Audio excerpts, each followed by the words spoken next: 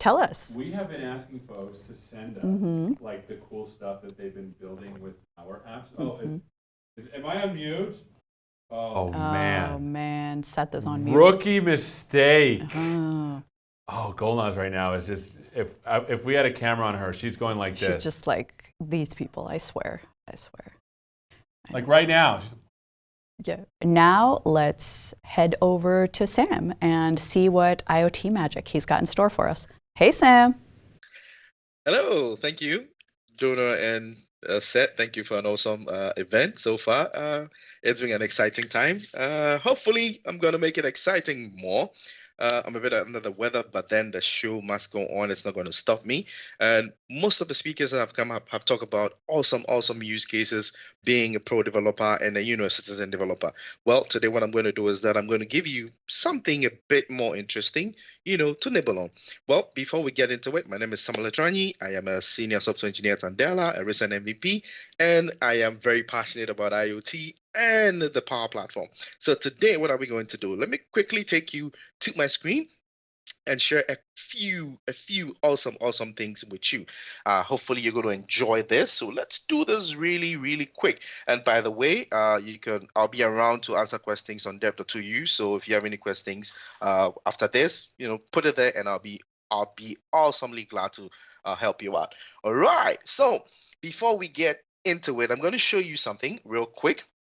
And here, what we have here is a Raspberry Pi. Obviously, I'm going to talk about IoT. If you follow my shows, you know that I'm a big fan on IoT. So we have here a Raspberry Pi connected to a relay, and there's a DHT 11 temperature and humidity sensor. And what's happening is that this IoT rig actually has data coming from this DHT sensor being sent to Azure IoT Hub. So now, if you're familiar with Azure and IoT stuff, you know that IoT Hub is like the entry level for everything two-way or bi-directional communications with your IoT device and the cloud.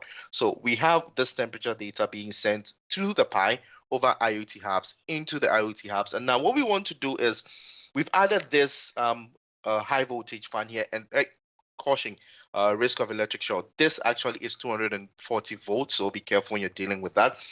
What's happening is that we're going to see how we can use IoT Hub and some power ups to actually trigger this fan on and off. Now I'm going to share with you a couple of code on how to do this. I have a couple of series on my blog post and my YouTube channel on how to do it, but let's get right into the code. So I'm going to share bits of code for you here to understand what's happening. So right here, we have the code that actually is written. Now, this is where, being a pro dev comes in. Now, if you're familiar with most of the Azure APIs and services, there are SDKs for different languages, whether you're writing Node, you're writing Java, you're writing Python. There are always different services for you to make use of. So here, I'm using the Node version of the SDK for IoT Hubs. And this is simply the code that is running currently on the Raspberry Pi. So what we have here is we've set up a couple of commands, which we call direct invocation commands on our system here, and then two of them actually. So the first one here, as you can see, is toggle fan on, and then this one is toggle LED. So these two commands allow our Raspberry Pi to actually respond to commands that are sent by external services or even through IoT Hub itself. So I'm going to go ahead and then I'm going to run this command. This actually is running locally on a Raspberry Pi. And thanks to the awesomeness of Visual Studio Code, I'm able to remote into the Raspberry Pi. As you can see from the bottom left, I'm remoted into this Raspberry Pi and then running the code in there. So let's go ahead and run this. I'll walk you through what this code basically does so you get a good understanding of that. So I'm running the code now, which is running on the Raspberry Pi. And if you look closely, you realize that it sends temperature and humidity data to the Azure IoT Hub. It does that in intervals about 5 seconds. And now I've implemented a technique that doesn't actually overwhelm the IoT Hub in terms of messages. It only checks to see if there is a change in the previous temperature before sending the data, into IoT Hub for processing. Now, what we want to layer on top of this is that now this could be an industrial system which you want to monitor data, telemetry coming from it, and then act upon that data. So here we're going to mimic this fan. Now, this fan could be an air conditioner. This fan could be any IoT device that you want to control. So at the moment, our Pi is talking to Azure IoT Hub, and it knows how to, talk to this device. So now let's go ahead into the second piece of code, which we're going to use to trigger and help manage it. Now, before then, if you're not familiar, you don't necessarily need to go directly into, let's say, Azure portal to do that. There is a new tool which allows you to do that. It's the IoT Explorer. Now, what this does is that it allows you to actually access all your IoT devices in your IoT Hub. So here, I think I already have a connection string. So I'm going to go ahead and connect. Now, once I connect with this, now all along, what we're doing here is pro dev stuff. You've built your IoT solution, you've deployed it, you want to test it out. This is all just pro stuff. Now, the big question becomes now, how can I rapidly or quickly interact with this service without having to go through a lot of hoops? All right. Now, that is where the Power Platform comes in. Today, I'm going to show you how to use that with the Power Automate and potentially, just connect that to a Power App. And then you've built a complete dashboard where you can control your IoT devices from anywhere you are in the world. So currently, I have my Raspberry Pi as my only device. When I connect that, as you can see, everything looks good. Let's go to the direct method invocation. And to do this, I mentioned that we have, let's just bring in our here. So we have toggle fun, right? We have this open for us. So this is the method we want to invoke. Now, so we put in the method name here. Now, what happens is that I have designed this to take two states, either an on state or an off state. So let's go ahead currently. So to do this, I'm going to flip so you can see the two things happening. So when I send an on here, and this is going through the IoT Explorer. So when I send this on here, let's do this. There we go. And then we call the invoke. We call invoke. If you look to your right, you should see that the fan is running. Isn't that cool? So the whole idea is that the DHT detects the changes in the temperature and the humidity in the room, and then automatically sends this command for my device to, turn on and off. Ideally, we can also use this to invoke it. Now, to turn this off, quite simple. I'm just going to send a payload of off. We invoke this, and as you can see, the fan goes off. Yeah, this is all pro stuff, right? So where does the citizen developer come in? Yeah, this is where we're going to have some fun. So I have gone ahead and created. We're still going to leave the code running on the Pi just so we can have some fun. So I've gone ahead to actually create an Azure function. So I created this locally.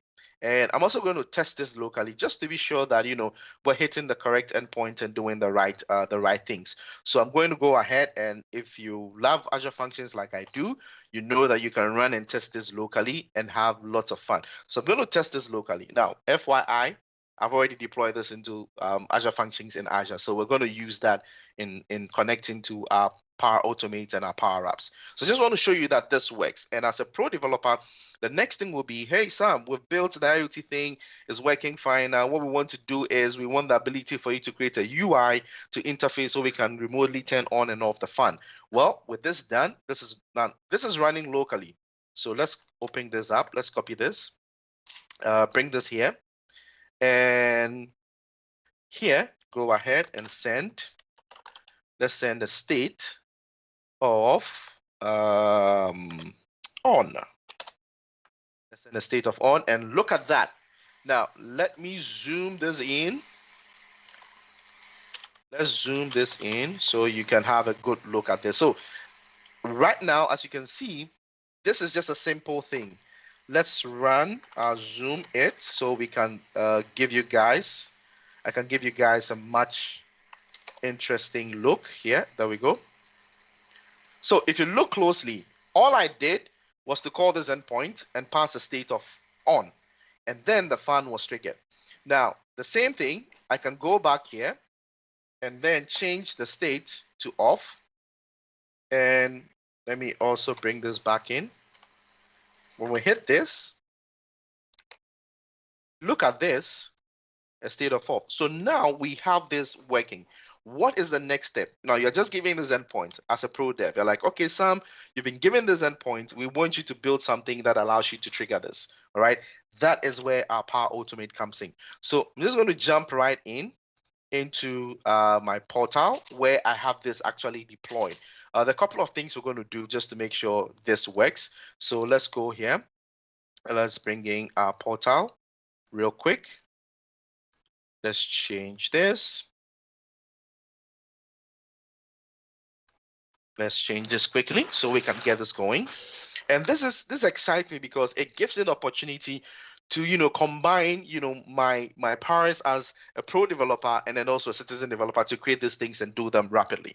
So here we go. This is what I deployed earlier on called the Power Fun. Let's open this up and let's have some fun with this.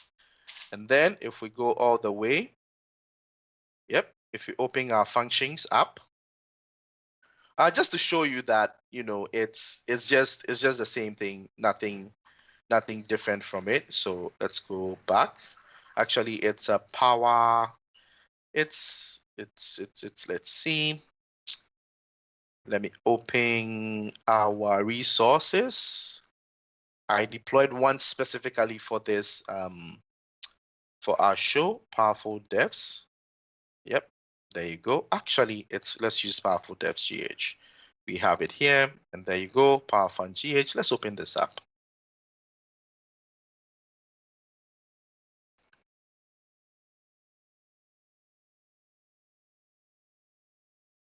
Okay, so here we are. We have our function here, and let's copy this because so we're going to test it. So if we go here, just to make sure that we have our functions all nice and easy here. Yes, we have the on fun here. Okay, so yep, it's in read mode. That's fine. So let's go ahead and test this. So this is the local one which was running. Now I'm going to go ahead and test this. Let's copy this here, the state, and add that to it. And let's try turning this on. Okay, now this doesn't run because now if you want to connect your IoT hub and other devices to the cloud, you need to ensure that you have a good access token to do that. I deliberately didn't do this so I can show you how to set this up. So let's go back to our functions right here, and I'm going to go to configurations.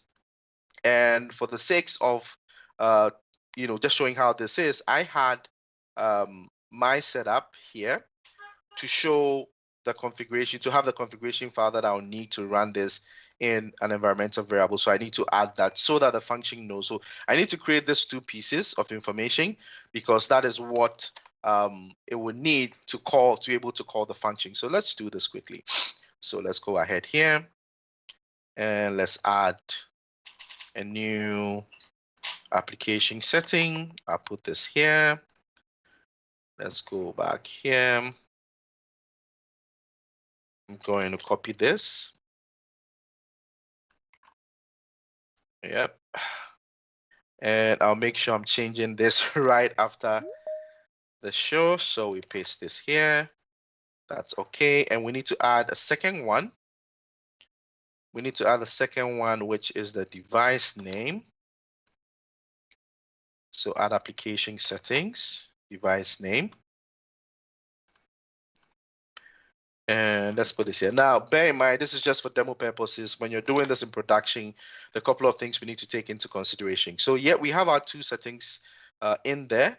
Let's save this and continue. So now, let's go to our function and check this out. So let's go here. Let me go in and let's look at our function just to be sure everything in there is okay. Yep, let's check the code and test to ensure that our function has everything it needs to run. All right, so I'm just going to go ahead and get the function URL. Yeah, just the default key. So copy this to the clipboard. Let's bring this here. All right. And then I'll just put a state equals on.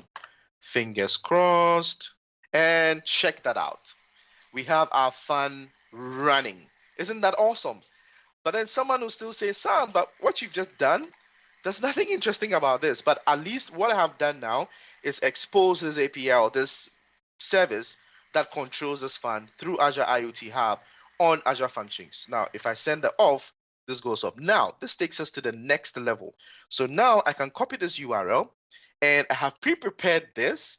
First, let me actually start with just a very basic Power Automate. All right, we can use this where if you call this this function, is actually going to trigger that for you. But let's just go and make this.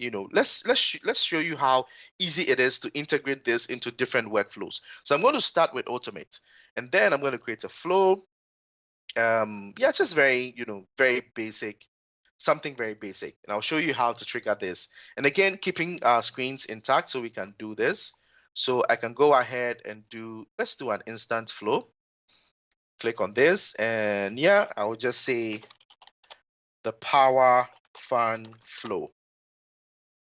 Yep, let's keep it this way, and then I'll manually trigger this, and let's go ahead and create. So very simple.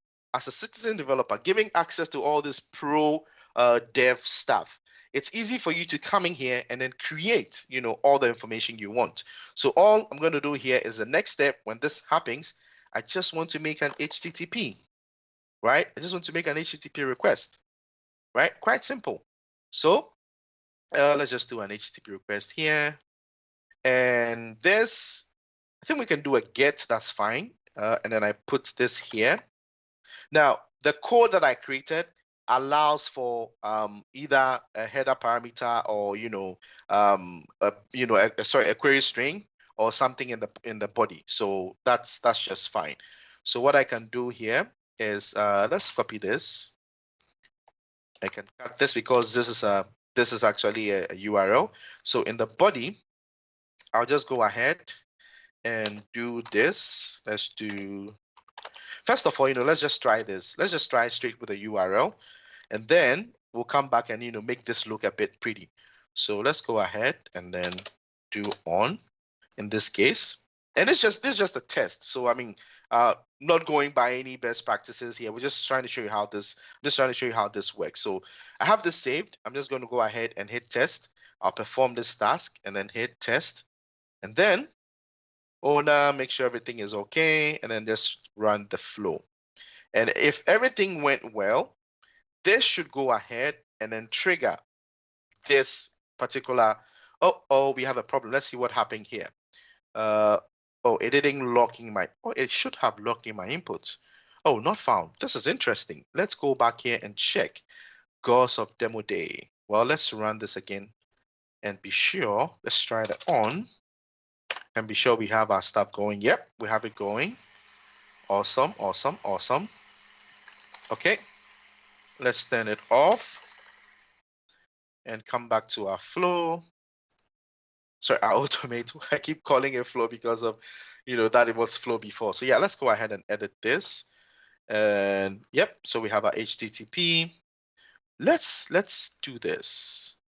Let's go ahead and let me check this. It's just a basic get, so that's fine. Yep, we have a get. Okay, so this is where we had the problem. I was supposed to have done this. Put a question mark here.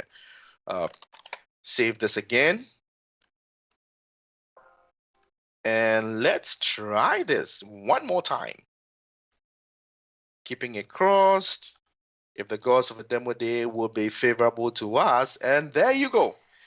We're being able to run very, very easily and simply using Power Automate, calling a ProDev IoT setup from Automate. Now, the next thing we can do is take this to the next level, where we actually implement this in an actual Power App, right? So how about, let's do this.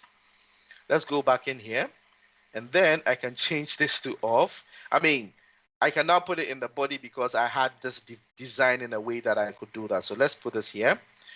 And then I'm going to save this. And let's test the flow again. run the flow, and look at that. Our fan just stopped. So if we want to take this to the next level, all right, how do we do this? So I'm going to go ahead, and then I've just, made provision for this. So this is going to be called from a power, from a power up. So let's do this. I'm going to call this one. Let's call this power fan on. And then this is going to be a get. And yeah, we can decide to pass the URL in there if we want to, or not just, not pass it. Depending on how you want to do it, the different ways you want to do. You can either, passing the state coming in from your power ups. So this is what I would do. Let's actually, we don't need the body here. And then I'm just going to change this. You know what? Let's do this from Power Up. So it's quite easy and simple for us, to do. So people to appreciate it. At least we've seen the flow working. So I'm going to leave that running. Let's come into Power Apps. And then make sure I'm in the right tenant. I'm just going to create a very basic, yeah, I like it, very basic model, Canvas app, and I'll just call it Power Fan. We'll use a phone for now.